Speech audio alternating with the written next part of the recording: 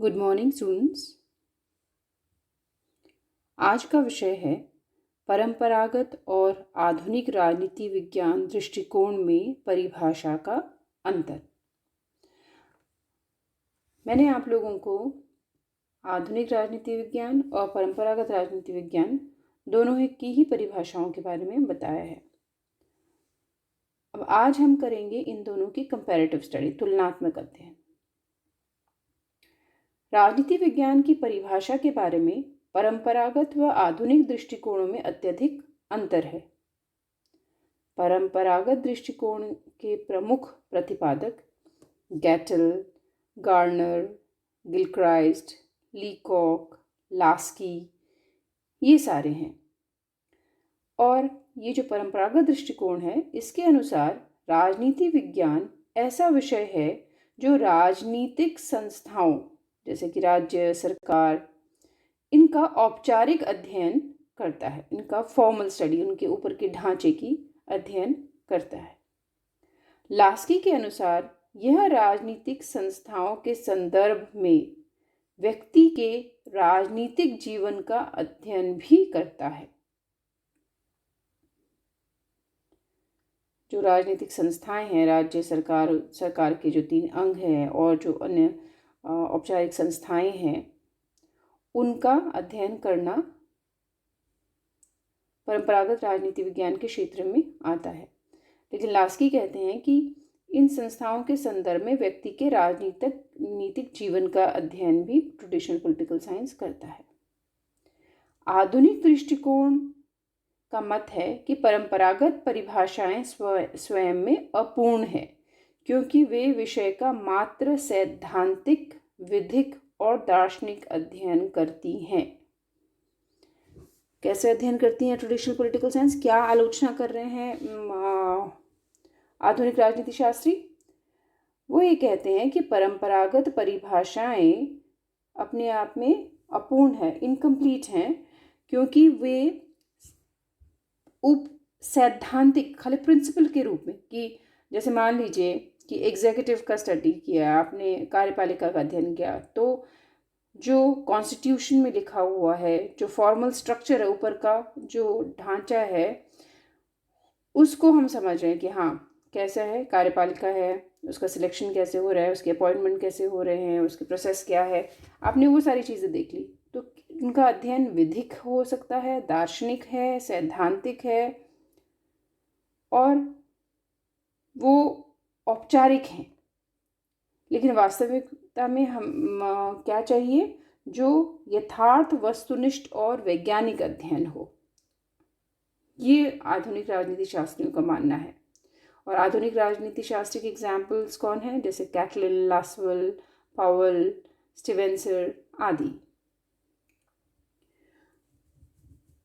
परंपरागत और आधुनिक परिभाषाओं में के अंतर को हम निम्नलिखित जो बिंदु है उनमें आपको अगले स्लाइड में दिखेगा कि जो ये इन बिंदुओं में काल का अंतर और इनके बीच में ये जो चीज़ मैंने पॉइंट्स दिए हैं, इस रूप में देखा जा सकता है।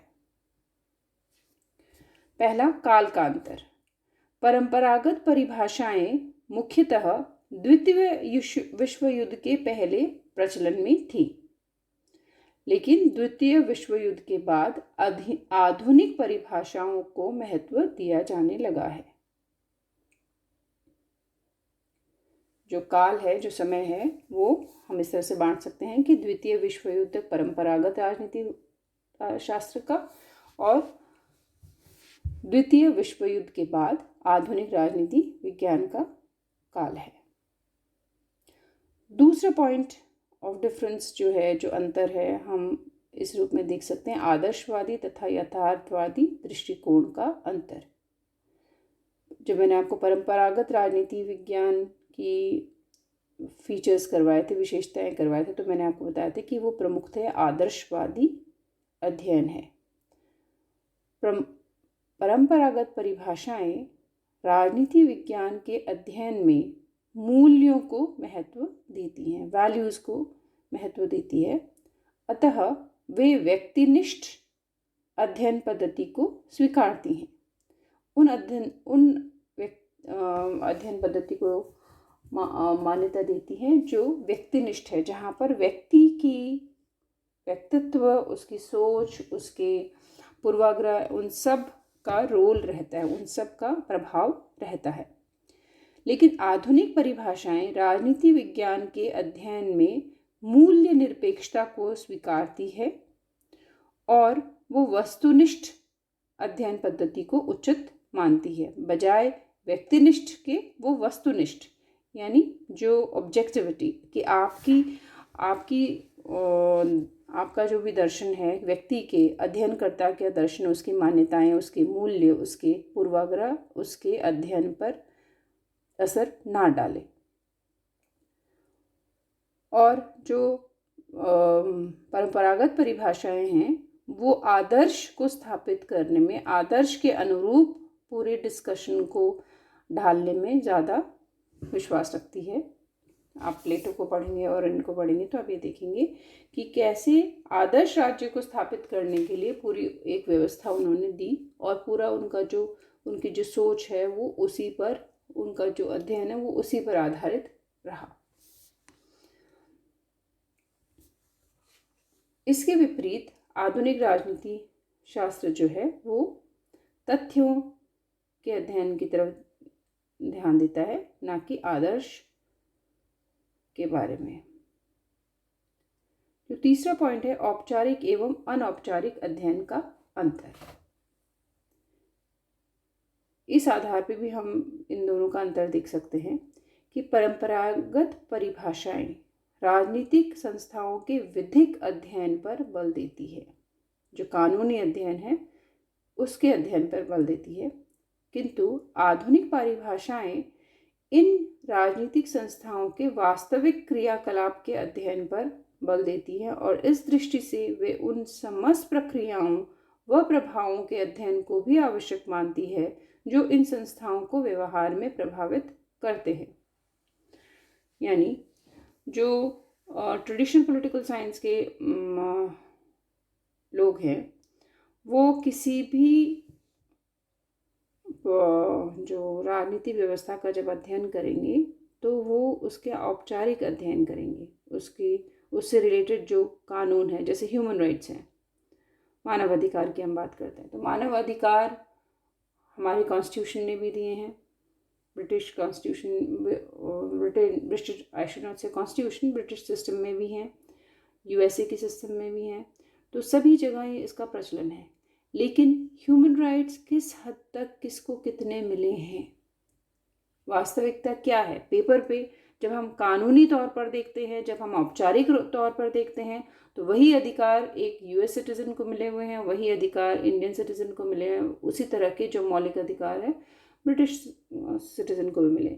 लेकिन वास्तव में इनका कितना उपभोग एक व्यक्ति कर पाता है, ये समझने के लिए हमें सिर्फ कानून या सिर्फ जो संविधान में लिखा है, जो कानून में लिखा है, जो औपचारिक तौर पर दिख रहा है, उससे अलग हमें बहुत सारी चीज़ें देखनी होगी कि वास्तव में क्या एक इंडियन सिटीज़न या एक पाकिस्तानी सिटीज़न या बांग्लादेश का जो सिटीज़न है, जो नागरिक है, उसी तरह से उन मौलिक अधिकारों का उपभोग कर पा रहा है, वैसे ही मौलिक अधिकार उन्हें प्राप्त हैं वास्तविकता में।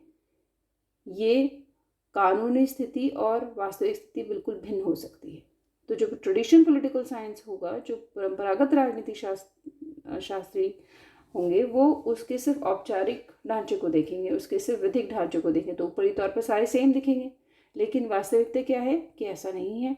तो ये आधुनिक राजनीति शास्त्री इस चीज़ में भिन्नता रखते हैं कि वो उनका जो अध्ययन है वो औपचारिक ना होकर वो और सिर्फ कानूनी ढांचे को ना देकर उन सारी जो प्रवृत्तियां हैं, जो संस्थाएं हैं और उनके व्यवहार को भी अध्ययन करेंगे, जो इस वस्तुस्थिति, जो एग्जाम्पल मैंने दिया ह्यूमन राइट्स वाला, कि आप ये देखिए कि समाज में प्रचलन क्या है, सामाजिक स्थिति के अनुरूप क्या वो वास्तविक में वो उस राइट्स को एंजॉय कर पा रहे, ये सारी चीज़ें इनका भी अध्ययन करेगा मॉडर्न पॉलिटिकल साइंस।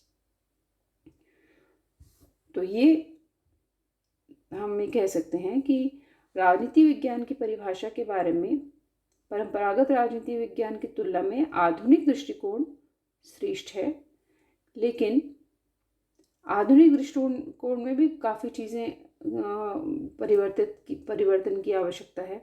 तो हम जो परिभाषा है, जब हम अंतर समझाएंगे तो हम ऑलरेडी हम देख चुके कि किस तरह से आधुनिक परिभाषा और परंपरागत परिभाषाओं में अंतर है। और ये चीज़ आप मान के चलिए कि पॉलिटिकल साइंस, क्योंकि पॉलिटिकल मैन का, राजनीतिक व्यक्ति का अध्ययन कर रहा है, क्योंकि एक और व्यक्ति परिवर्तनशील है, समाज परिवर्तनशील है, राजनीतिक गतिविधियां परिवर्तनशील है, तो इस सब्जेक्ट में भी चेंजेस होना आवश्यक है। और ऐसा ही आधुनिक राजनीति विज्ञान में निरंतर हो रहा है।